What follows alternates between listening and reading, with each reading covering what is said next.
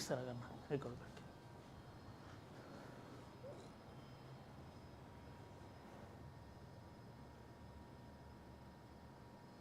Okay.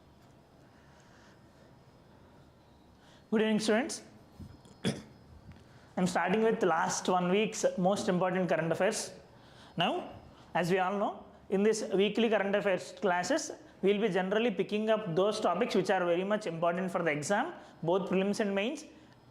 And along with them, for those topics if we couldn't cover in the last 1 week of our daily newspaper analysis. So, our first topic for the day is India-Oman Comprehensive Economic Partnership Agreement. See, as part of our regular daily newspaper analysis classes, I am telling you repeatedly that India and Oman are going to sign a free trade agreement called Comprehensive Economic Partnership Agreement. As part of this, 2 days ago, Honorable Prime Minister had signed this Comprehensive Economic Partnership Agreement with Oman. Now, why this is very much important for India and what are the major features as part of this India-Oman CEPA? Yeah. So, this is very much important in the context that India's strategic depth in the West Asia or the Middle East is increasing like anything. Just 3 years back, we had signed an CEPA with UAE. Now, 3 years down the lane, we have signed another CEPA with Oman. So, India's clout with West Asia is increasing. Now, why this is important? This is very much important because when Western countries like USA, European Union are putting tariffs on us, taxes on us, there is huge chance that India's exports to those countries will be reduced. Similarly, China is trying for weaponization of trade and all. So, international global phenomena is in a state of flux. So, it is very much difficult for us to have a friendly and stable partners. Now, if there is uncertainty with respect to West, now we are getting some certainty with respect to West Asia, that is Middle East. We are having good friends here now. So, even if there is some problem with USA's trade, this will be helping in filling our export basket. Okay. Now, before that, what are the major features of this India-Oman CEPA and what India will be getting in return for signing this CEPA? We can look it now.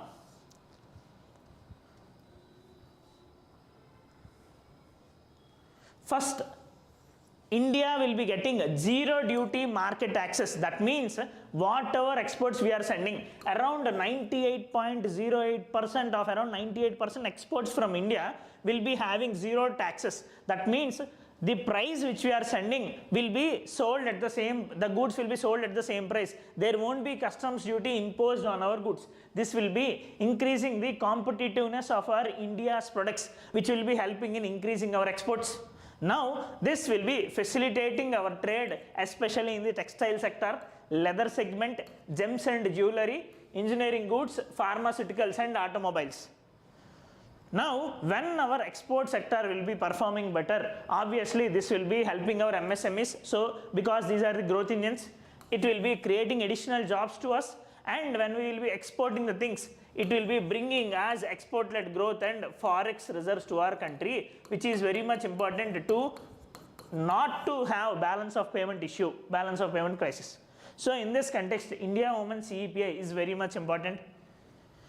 Now, even more very big utility of this India-Oman CEPA is that they are allowing mode 4 trade, mode 4 free form of trade between India and UAE, India and Oman. Now, what is this mode 4?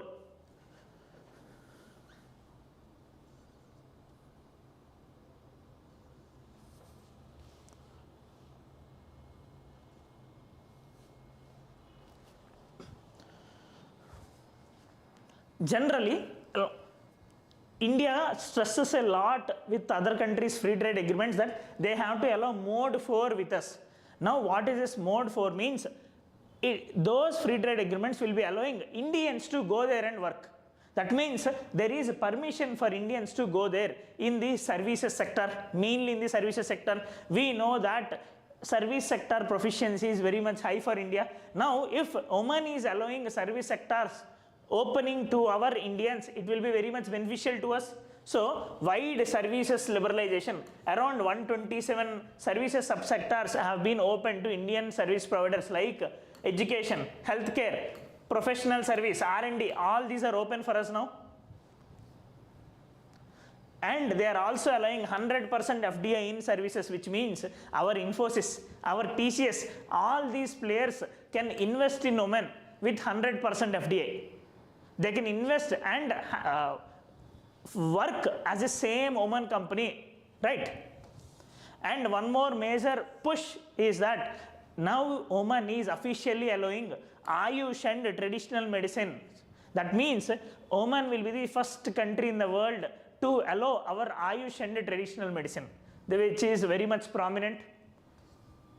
And as I mentioned, this will be very much important to us because it is helping us market diversification beyond the West.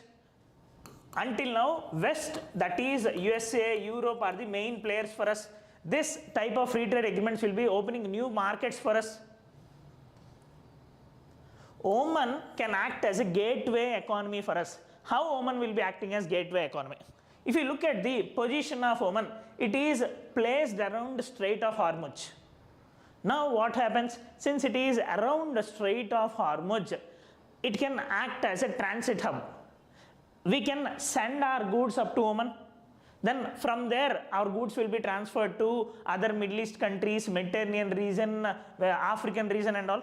So it will be helping us.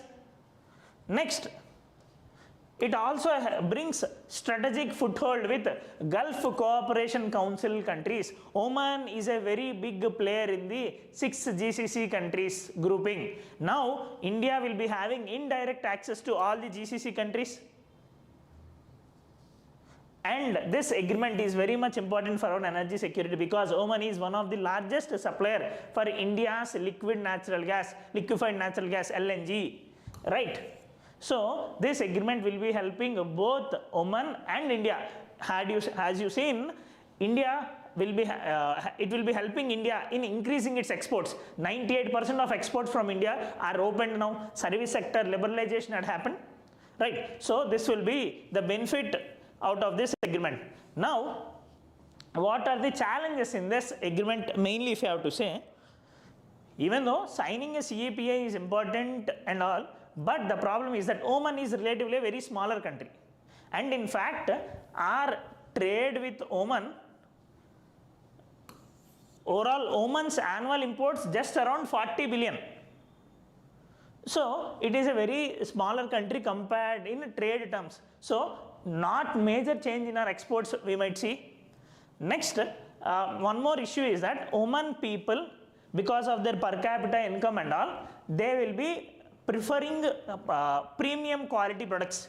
Now, Indian goods worldwide are questioned for quality.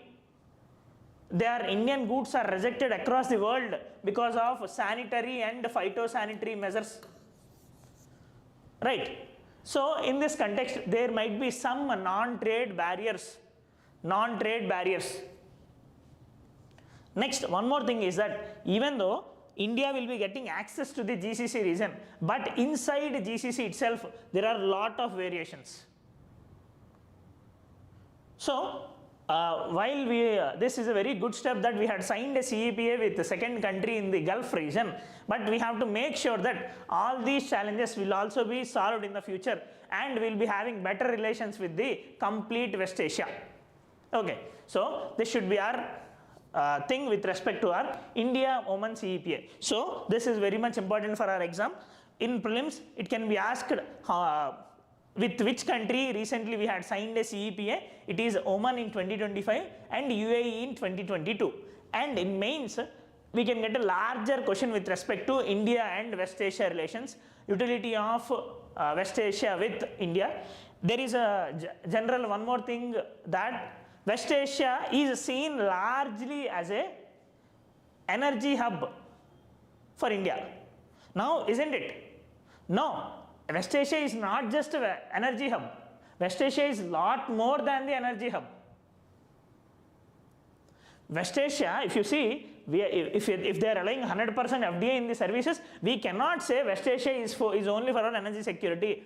West Asia has strategic relevance, economic relevance, cultural relevance, and this energy security also, right? So this is about India-Oman relations. Next topic next major topic for this for this week is that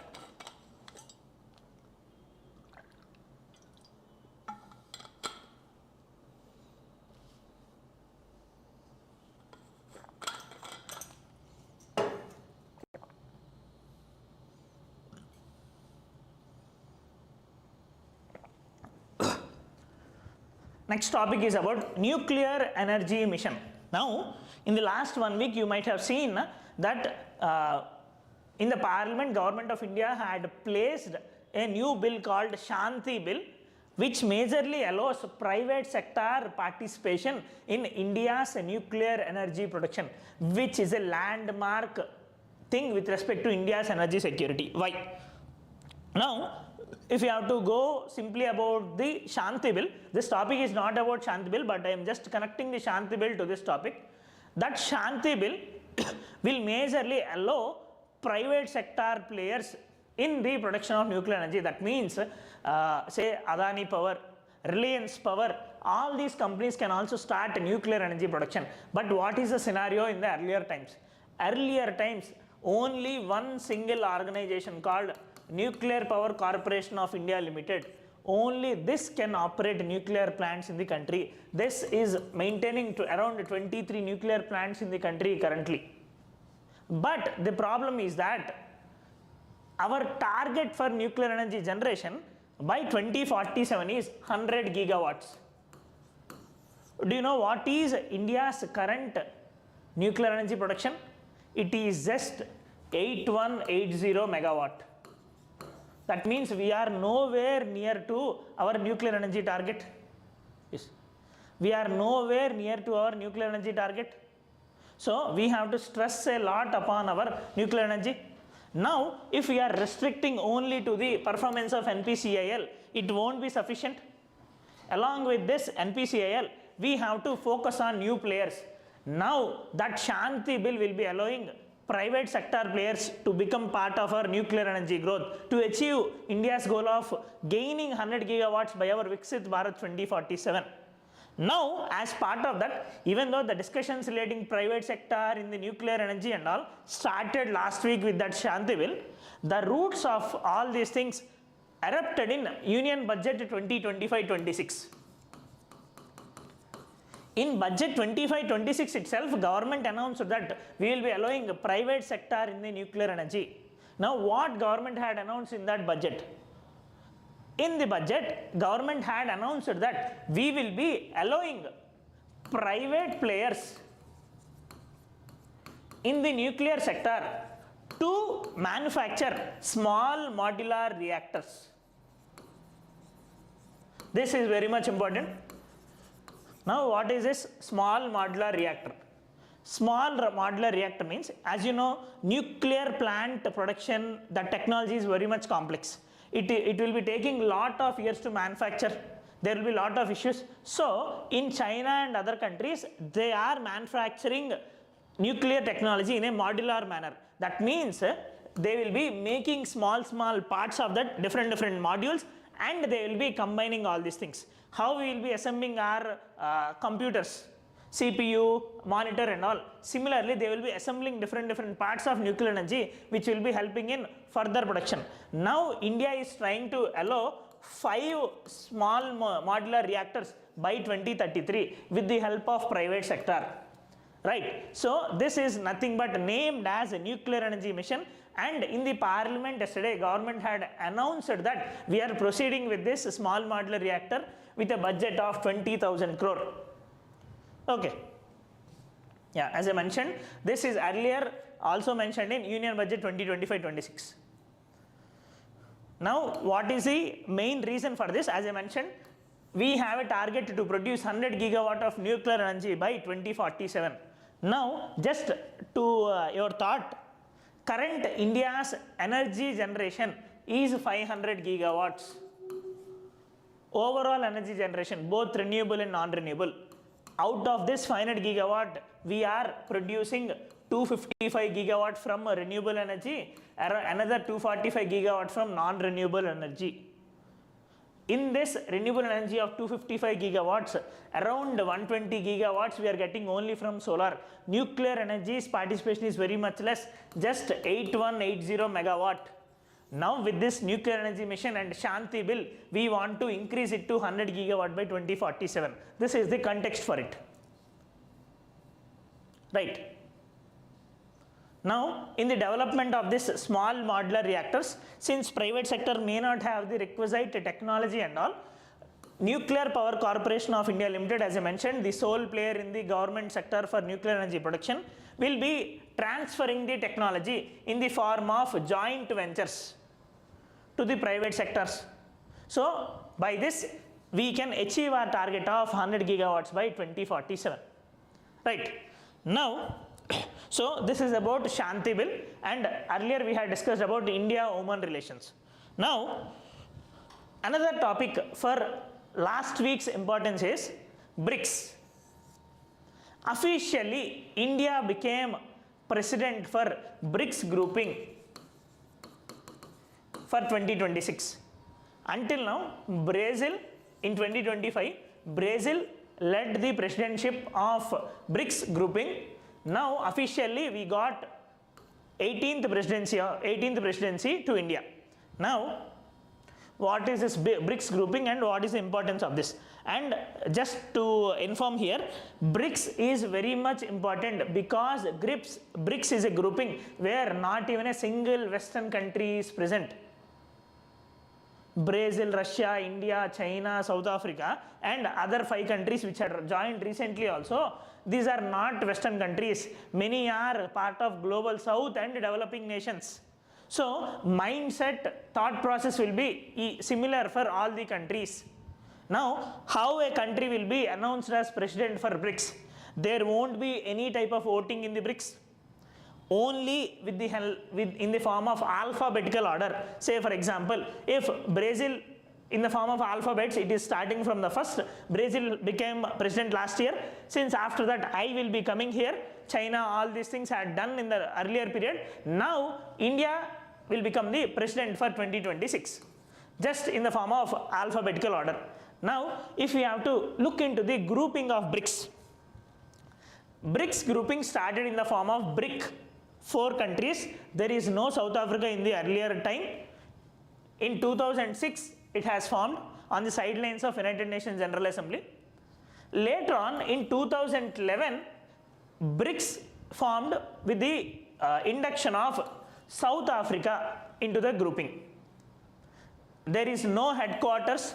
Every year, the president country will be doing all the events. That means in 2026, every event related to BRICS will be happening in India, which is very much important. Why this is important? Because if you look into the last 3 to 4 years, India is acting as a global leader.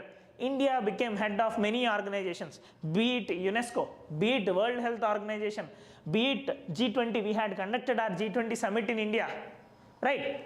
So, in this context, BRICS presidency will also be helping us. Now, as I mentioned, BRICS consists of initial 5 countries. This is very much important for our prelims. Recently, 5 more countries added to our BRICS grouping. So, currently there are 10 countries. Along with the BRICS, we had Egypt, Ethiopia, Iran, UAE, Saudi Arabia and Indonesia, right? So, these are the 11 countries which are part of BRICS grouping currently. Now, why BRICS is very much important for us? First utility of BRICS, as I mentioned, there won't be any type of Western dominance. If you look into any international organization, be it World Bank, Asian Development Bank, IMF, WTO, all these organizations have been captured by the Western countries, USA and all. Now this BRICS grouping is from the global South, is from the developing world.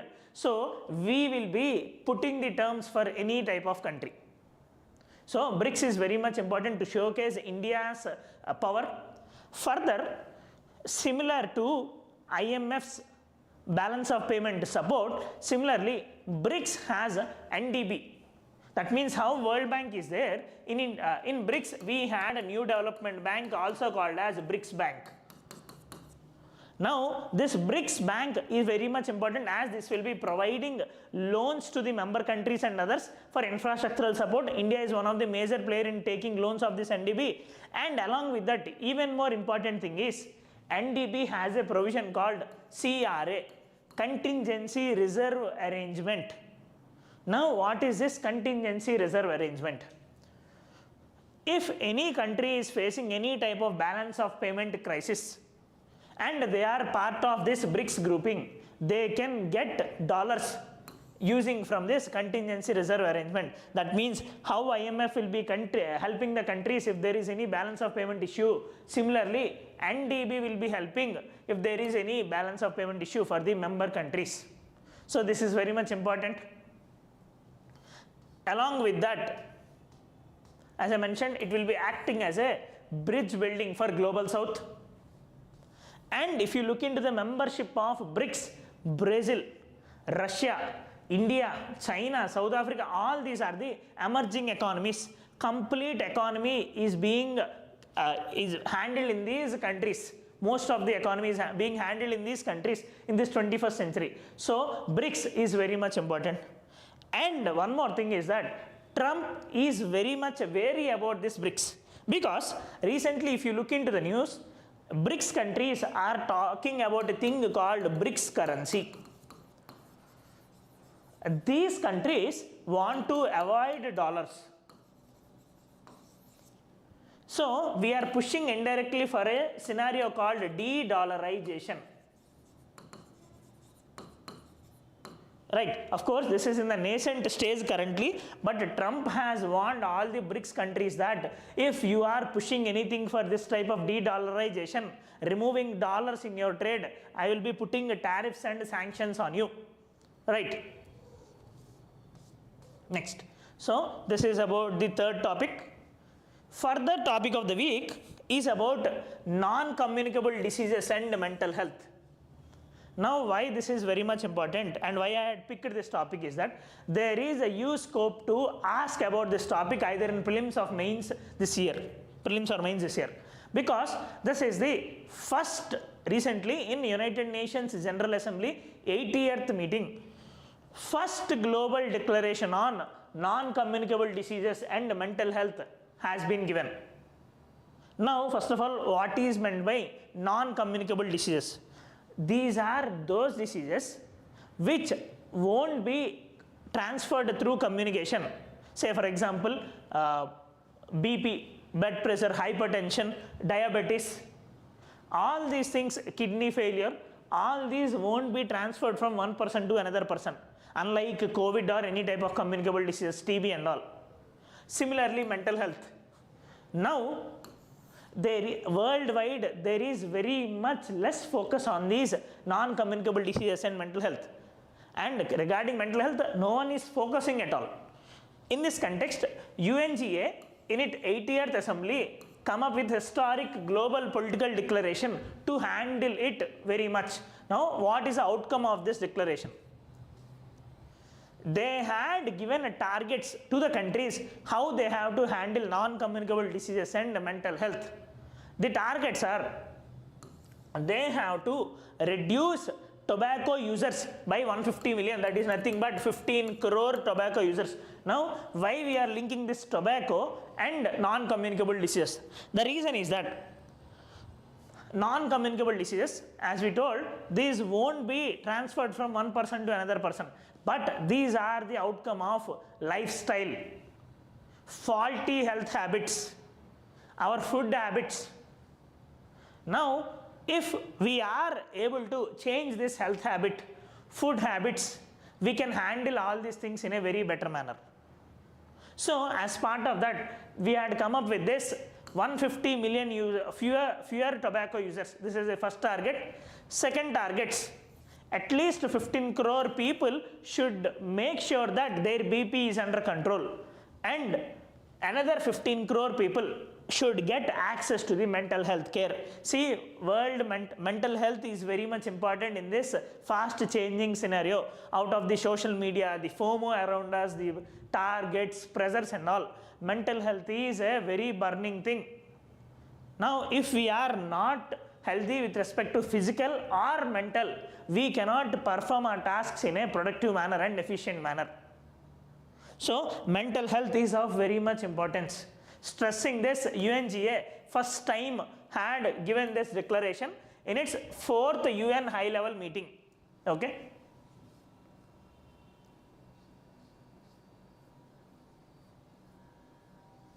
Next, further topic is exercise desert cyclone to 2025. Now what is this exercise desert cyclone? Now if you see, Indian military, Indian Navy, Indian Air Force will be conducting regular military operations, joint operations with many countries.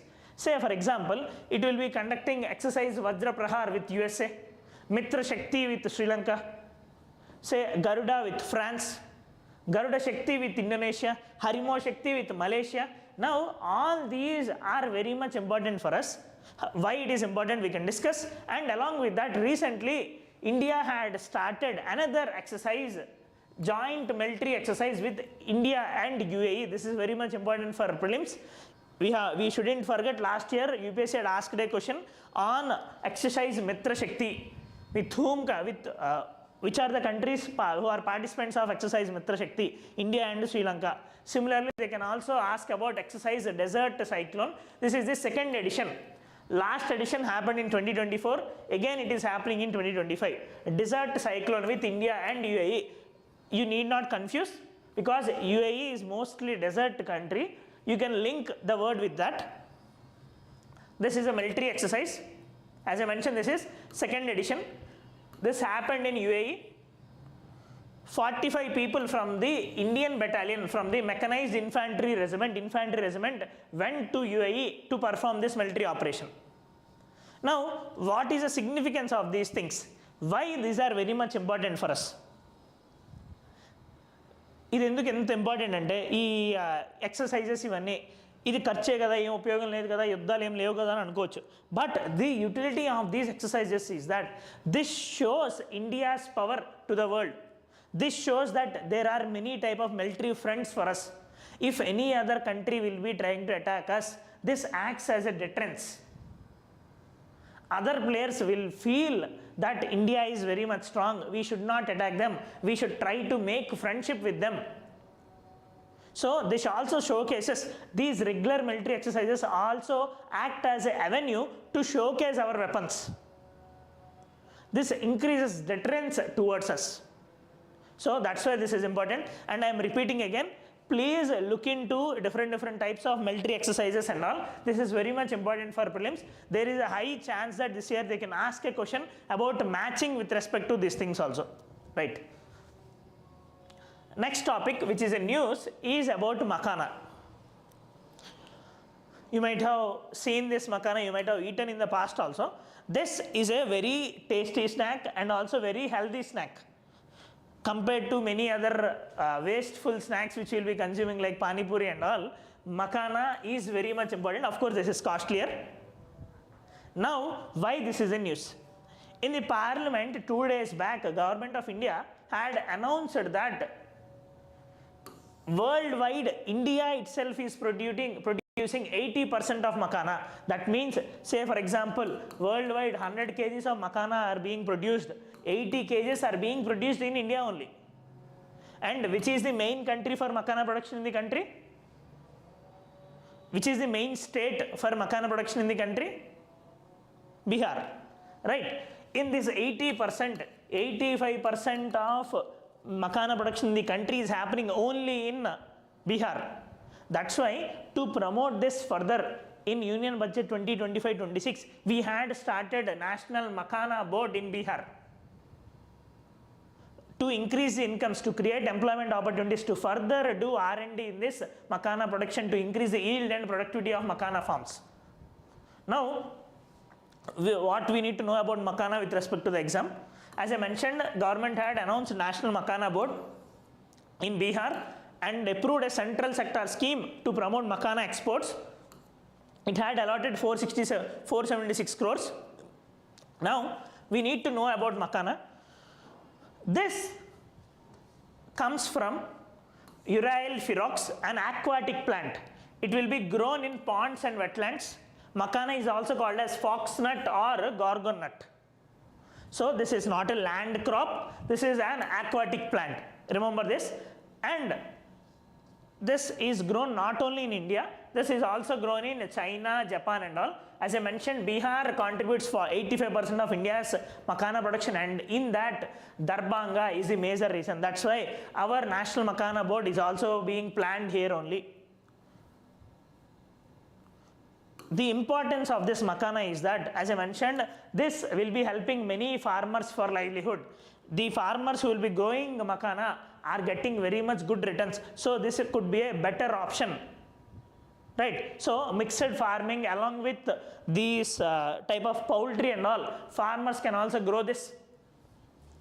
And this is very much important for body's nutrition. This will be having very low glycemic index. Very low glycemic index means this will be helping our heart and we won't be affected with any type of diabetes. Right, so it is rich in protein, fiber, antioxidants and low glycemic index and heart friendly. This is also has high export potential. So many countries are preferring makhanas. So there is high scope for exports. Right, so in this context, makhana is very much important. And for the prelims, what we need to know, National Makhana Board 476 crores. In Bihar, India has 80% growth across the country. Bihar itself has 85% growth, and this is an aquatic plant, not a land plant. Okay, next.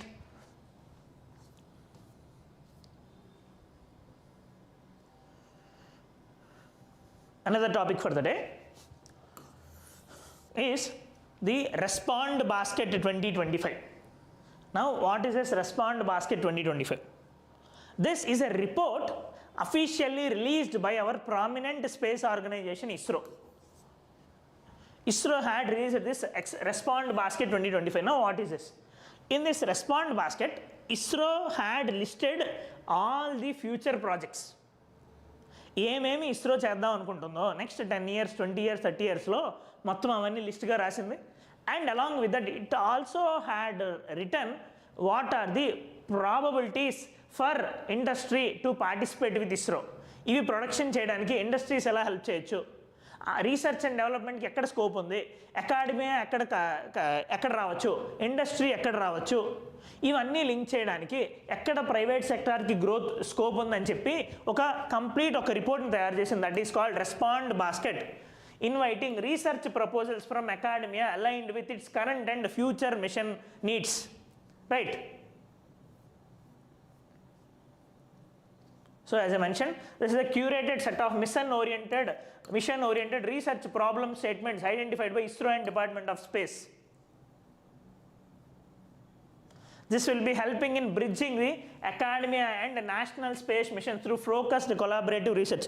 Now, since ISRO itself directly told that these are the points we are working, we need your support in this. IITs, IISc, all these technological institutions can work in this, will be helping in research for ISRO, so that there will be faster and better development of space products, which is very much important. Right. Next, last topic for the day. You might have seen recently video in YouTube, Instagram and all, that about X, which are corrupted completely, type of fake X. And you might have also seen that prominent player in the egg market, its eggs have been labeled as cancer causing. అవి తింటే cancer వస్తున్నాయని చెప్పి number of videos మీరు అన్నీ చూసి ఉండొచ్చు. Now looking at all these concerns, FSSA, Food Safety Security Authority of India, Food Safety Standards Authority of India had listed that we are going to regulate the eggs currently. నిజంగా ఏమేమి issues ఉన్నాయో అవన్నీ మేము solve చేయబోతున్నామని చెప్పి వాళ్ళు ముందుకు వచ్చారు. Now what is the issue and all.